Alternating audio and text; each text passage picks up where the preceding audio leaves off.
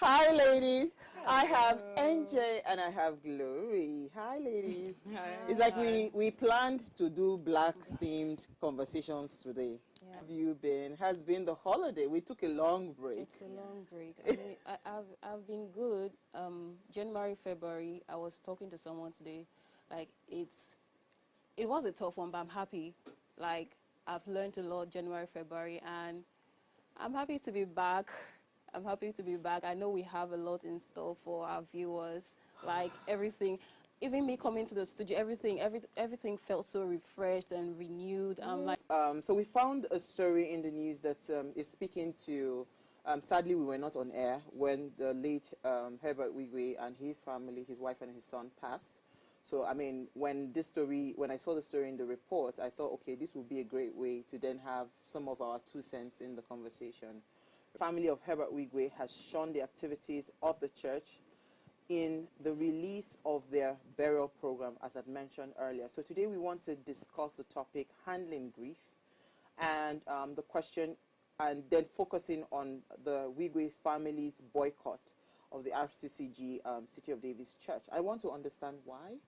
I want to understand, in your opinion, do you think, it's the right thing? And do you think it was, I mean, like literally, let me just hear your thoughts around the church, around the family, handling it, right? And we'll do all of that, but first, right, there's just a lot of all of those things.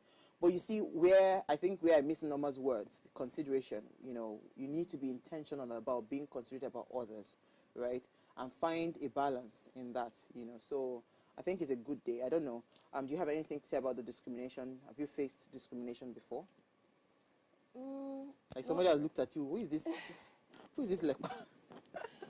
Not really per se, but I will speak about discrimination more to like even when it comes to employment. I'll give an example. Like if you have an opening and you have your brother and you have that's not really qualified and you have someone that's qualified, I'm just going to ask you a question now. Help me. Who would you go for? My sister is a qualified person. So some people, like it stems as from that, some people look at discrimination, they start looking at maybe racial discrimination, tribal discrimination, but it starts from little things like your interaction with your colleagues in the office. Some people have this mindset and they are just so stereotypic that this particular culture thinks this way. So even in their interaction, they're not really open. Because you have a preconceived notion. Yes, notion. So yeah, it's a very important day. It's a very important day, and yeah, it's worth celebrating. Absolutely. Yeah. I was even, it says keep it pushing. All right, so the church plays a significant role in providing comfort, support, and a sense of community to those who are grieving.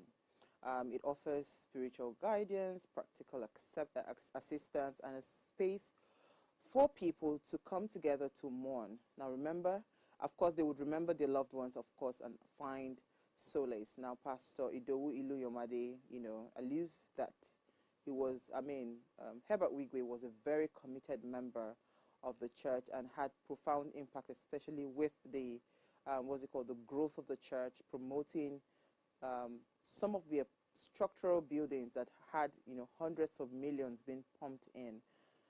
Barely 2 weeks after the passing, right, the pastor's wife, Shiju Iliomade, threw a very extravagant, birthday party where she was celebrating her 60th. And some people have actually expressed some level of displeasure with the pastor and his family, alleging their insensitivity, especially because of the closeness that they had with late Herbert Wigwe. So it was a no-brainer when the report then came out to say that the family of Herbert Wigwe, right, boycotted RC. You know what? These are a lot of things playing out here. There's a show of insensitivity. There's a show of, I'm pained and I don't think you're seeing my pain. There's a lot of things happening. First of all, I don't know. Let me throw it out there. Is it okay if people just move on with their lives after a loss? Would you feel happy that, life is just going on? You just lost someone.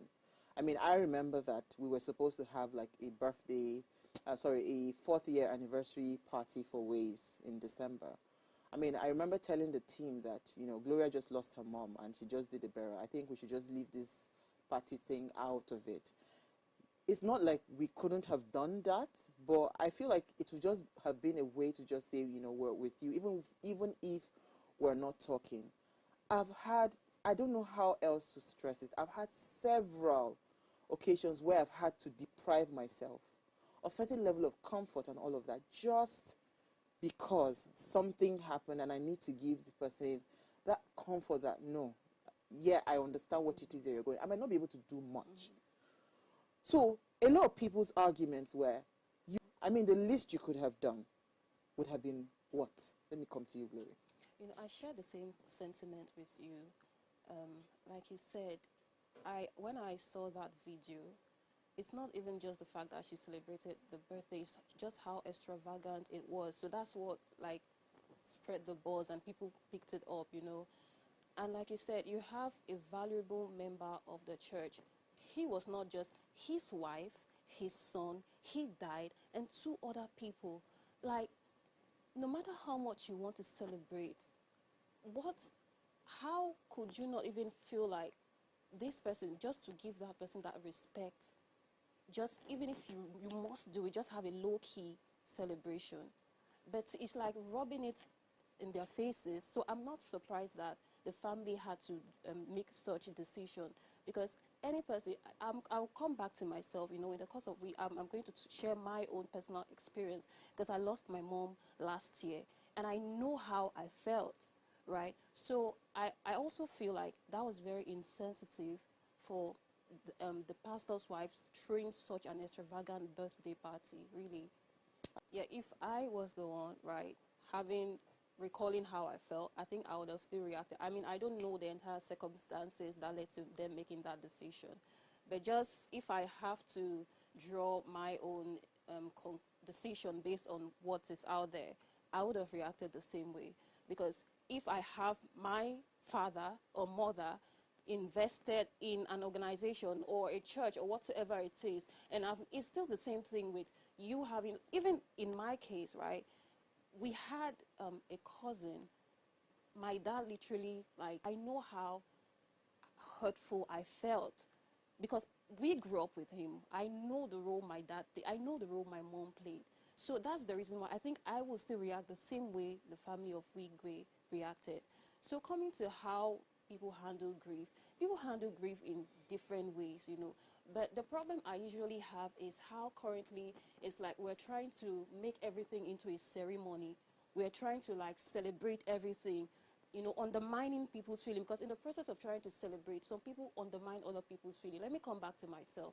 When I lost my mom, it was 2 weeks ago, I still thought about my mom, and I got teary, because this is my mom. She's impacted in me so much that it's not easy for me. Like, sometimes, no matter how strong I get, sometimes in my quiet time, when I recall the kind of relationship I had with my mom, and knowing that she's no longer there, I can't talk to her, I can't call her for advice, I can't, like, the normal sort of interaction I want to have with a mom, I now know I can't have it. I break down, right? So when my mom passed on, we had people that were like, so, you know, let's celebrate. Mama has lived a good life. Let's just celebrate. I'm like, what are we celebrating? She was young. She wasn't 90. What are you celebrating? I had some people tell me, like, we'll come and spray you money on that day. I'm like, really? Really? I had to cut the call because I wasn't just having it.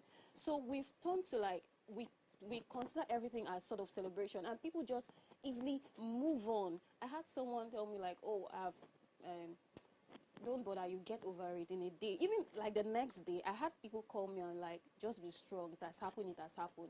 I don't know, maybe that's their own way of consolation, but it wasn't comforting to me. It wasn't comforting to me.